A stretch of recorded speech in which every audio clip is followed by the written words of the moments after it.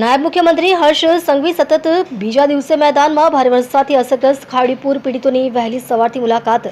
ભટાર વિસ્તારમાં પહોંચીને અસરગ્રસ્ત પરિવારોને સહાયનું વિતરણ શરૂ. એક પરિવારને ₹6,800ની સહાય, ₹2,500 ઘર ખર્ચ, 2,500 કપડાં સહાય અને 1,800 કેશ ડોલ.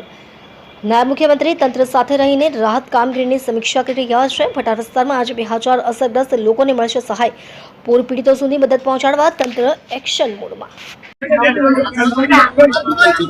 સુરત શહેરમાં અસરગ્રસ્ત વિસ્તારોમાં કાલે બપોરથી આજે વહેલી સવાર સુધી આખા શહેરમાં અસરગ્રસ્ત પરિવારોનું સર્વેની કામગીરી મોટા ભાગે પૂર્ણ કરવામાં આવી છે અને જે પરિવાર સંપૂર્ણ રીતે અસરગ્રસ્ત હતા, જેમના ઘરમાં પાણી ભરાયા હોય તેવા પરિવારોને ₹6800ની વૈકલ્પિક સહાય કાલથી જ શરૂ કરી લેવામાં આવી હતી.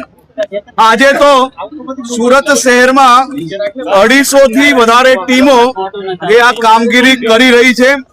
આજે વહેલી સવારે collector Shri, municipal commissioner Shri અને ચૂંટાયેલા પ્રતિનિધિઓ જોડે ગ્રાઉન્ડ ઝીરો પર આ તમામ સહાયની કામગીરીનું નિરીક્ષણ બી કરવામાં આવ્યું છે.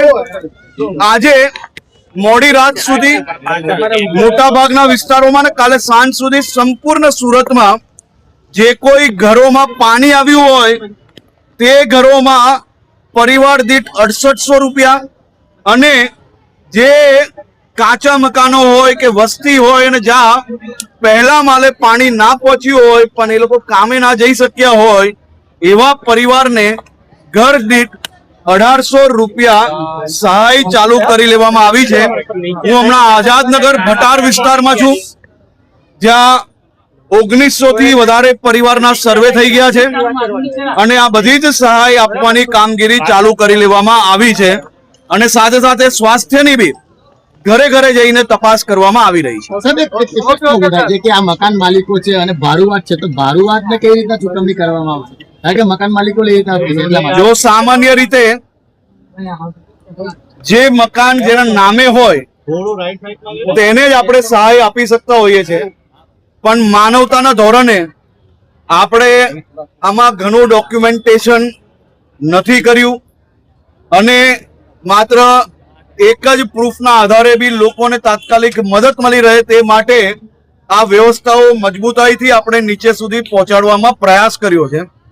મારી આપ સૌને વિનંતી છે કે જેનું નુકસાન થયું હોય, જે વ્યક્તિની ઘરવખરી આ પૂરમાં ક્યાંક ને ક્યાંક એને નુકસાન થયું હોય, એવા પરિવારને માનવતાના ધોરણે સાચો હક એને જ પહોંચવો જોઈએ તેવી વ્યવસ્થાઓમાં આપ સૌ લોકો મદદગાર થાઓ.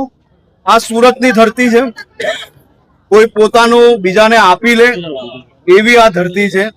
અહીંયા કોઈ બીજાનું લઈ લે એ વાતમાં દમ નથી.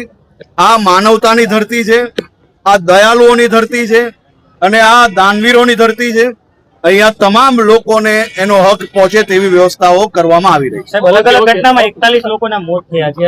છે. સંપૂર્ણ નિરીક્ષણ ચાલી રહ્યું છે અને આજે બી હમણાં એની બેઠક છે. એકવાર એનું નિરીક્ષણ થઈ જાય પછી એ બાબતે પાછું હું બ્રીફ તમને